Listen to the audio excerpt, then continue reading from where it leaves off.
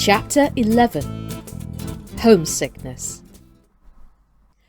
Every afternoon, when Clara was resting after dinner, the grandmother would take Heidi to her own room, where she had a lot of pretty dolls, and she showed her how to make dresses and aprons for them, so that the child learned how to sew and to make all sorts of beautiful clothes for the little people.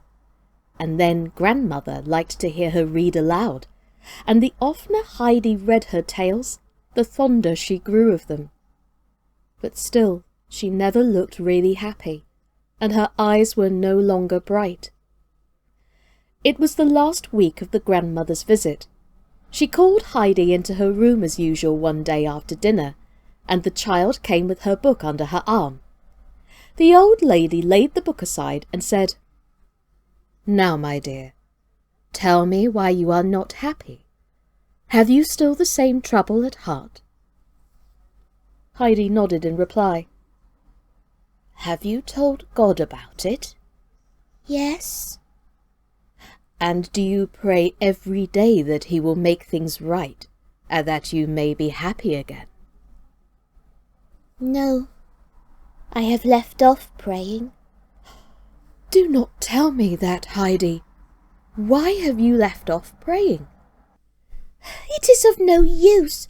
God does not listen," Heidi went on in an agitated voice. "And I can understand that when there are so many people in Frankfurt praying to him every evening, that he cannot attend to them all, and he has certainly not heard what I said to him." "And why are you so sure of that, Heidi?" "Because I have prayed for the same thing every day for weeks, and yet God has not done what I asked." "You are wrong, Heidi. You must not think of him like that. God is a good father to us all, and knows better than we do what is good for us. He did not think what you have been praying for was good for you just now, but be sure he heard you, for he can hear and see everyone at the same time, because he is a God, and not a human being like you and me. While God is watching over you, and looking to see if you will trust him, and go on praying to him every day, you run away and leave off saying your prayers and forget all about him. You would not like to grieve God, would you, Heidi, when he only wants to be kind to you? So will you not go and ask him to forgive you and continue to pray and to trust him? For you may be sure that he will make everything right and happy for you, and then you will be glad and light-hearted again." Heidi had perfect confidence in the grandmother, and every word she said sank into her heart. "I will go at once and ask God to forgive me, and I will never forget him again," she replied repentantly. And she ran away and prayed that she might always remember God, and that he would go on thinking about her. The day came for grandmother's departure, a sad one for Clara and Heidi. But the grandmother was determined to make it as much like a holiday as possible, and not to let them mope, and so she kept them lively and amused that they had no time to think about their sorrow at her going until she really drove away. Then the house seemed so silent and empty that Heidi and Clara did not know what to do with themselves, and sat during the remainder of the day like two lost children. Many weeks passed away. Heidi did not know if it was winter or summer, for the walls and windows she looked out upon showed no change, and she never went beyond the house, except on rare occasions when Clara was well enough to drive out, and then they only went a very little way, as Clara could not bear the movement for very long.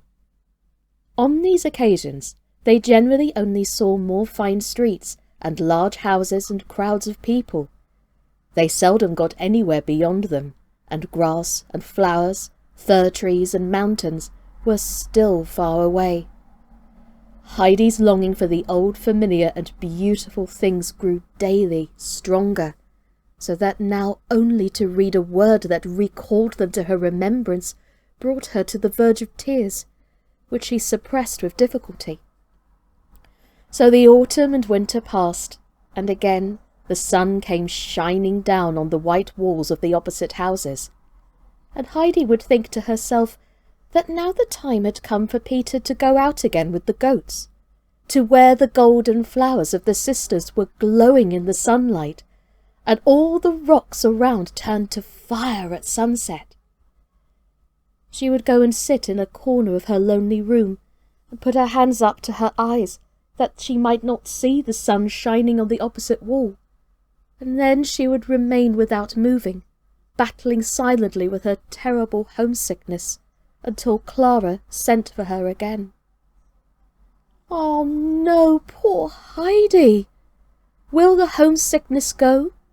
Will she get her wish, and get to go home eventually? Join me next time for the next chapter of Heidi by Johanna Spyri. My name's Sascha Cooper, and this has been Quarantine Kids Storytime. Take care, everybody, and as always, stay safe out there. Bye-bye!